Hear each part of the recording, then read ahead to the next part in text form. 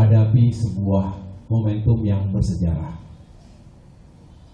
Kami bersepakat bahwa pemilu yang insya Allah akan digelar pada tanggal 14 Februari 2024 bukan sekedar sebuah regularitas, bukan hanya sebagai event pemilihan setiap 5 tahun sekali, tetapi menjadi sebuah penggal sejarah yang amat penting untuk kita harus siapkan dan menangkan bersama. Dan itu harus dilakukan segera. Dari testimoni dan juga tentunya penyampaian aspirasi dari teman-teman KIB, dapat ditangkap sebuah kesimpulan bahwa sejatinya semakin banyak masyarakat Indonesia yang ingin hidupnya lebih baik. Kita potret isu dan permasalahan ekonomi dan kesejahteraan rakyat, daya beli yang lemah, harga-harga yang sulit untuk dijangkau, penghasilan yang tidak kemana-mana, pengangguran yang semakin banyak, ketimpangan yang terjadi di sana-sini. Itu semua membutuhkan solusi, tapi juga kepemimpinan yang efektif. Belum lagi kita berbicara isu terkait keadilan dan penegakan hukum yang sering tebang pilih, sehingga rakyat seolah-olah diperlakukan berbeda. Padahal kita hidup dalam sebuah negara hukum yang harusnya berlaku sama bagi setiap warga negaranya. Dan isu lainnya terkait dengan demokrasi dan kebebasan sipil, di mana kita tahu dewasa ini banyak kalangan masyarakat, termasuk generasi muda, yang biasanya punya daya nalar dan kritis yang tinggi, tapi seringkali ragu-ragu bahkan takut untuk berbicara, walaupun adalah kebenaran yang disampaikan. Jadi sejumlah potret tadi yang kami himpun tentu bukan hanya dari statistik di atas kertas, tetapi dari dialog yang dilakukan dari waktu ke waktu di berbagai penjuru tanah air, yang menjadi dorongan kuat bagi teman-teman KIB.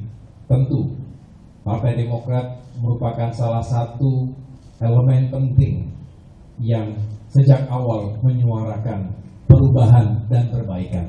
Sebuah narasi besar, bukan tagline, bukan hanya sebagai slogan kampanye, tetapi karena ini merupakan suara dan hati rakyat. Masyarakat yang ingin negaranya lebih sejahtera lagi, yang lebih mengharapkan keadilan di negerinya. Oleh karena itu, saya sungguh mengapresiasi kehadiran teman-teman KIB yang tadi juga secara lugas menyampaikan harapannya, yang merupakan harapan dari masyarakat pada umumnya, bahwa harus terbentuk sebuah koalisi perubahan dan waktunya harus segera, karena butuh waktu dalam perjuangan dan ikhtiar besar ini. Kita tidak ingin sekedar berlayar, kita ingin sukses menang dan benar-benar bisa mewujudkan perubahan dan perbaikan secara transformasional. Disitulah ada urgensi dan tentunya pertanyaan-pertanyaan berikutnya. Kapan ketiga partai politik yang hari ini terus membangun komunikasi secara intensif? Tentu selain Partai Demokrat, ada PKS dan Nasdem. Dan kita terus membangun chemistry sekaligus juga kebersamaan. Bukan hanya untuk visi misi yang lebih baik ke depan, tetapi juga strategi pemenangan yang efektif. Itulah mengapa dari waktu ke waktu saya secara pribadi juga semakin intensif berkomunikasi dengan Mas Anies Rashid Baswedan.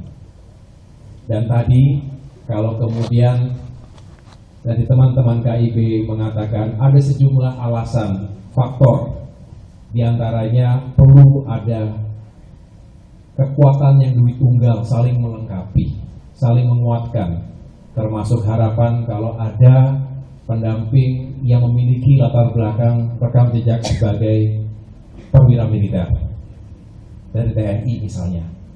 Ada juga yang menyampaikan tadi sangat baik kalau kita bisa merepresentasi suara generasi muda yang jumlahnya semakin besar dalam pemilu 2024 nanti. Generasi Y atau generasi Z yang kalau dihimpun bisa hingga 60%. Angka yang besar untuk dilewatkan begitu saja. Belum lagi alasan-alasan yang lain, termasuk sebetulnya yang termaktub dalam piagam kesepakatan. Ada sejumlah kriteria cawapres yang sudah disepakati bersama 3 partai, yang itu semua kita serahkan pada akhirnya kepada bakal calon presiden kita, Mas Anies Rashid Baswedan, untuk bisa menentukan siapa yang dianggap terbaik dan bisa membawa kemenangan bersama tadi.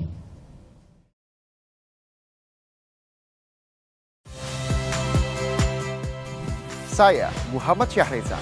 Saksikan program-program Kompas TV melalui siaran digital, pay TV, dan media streaming lainnya. Kompas TV, independen, terpercaya.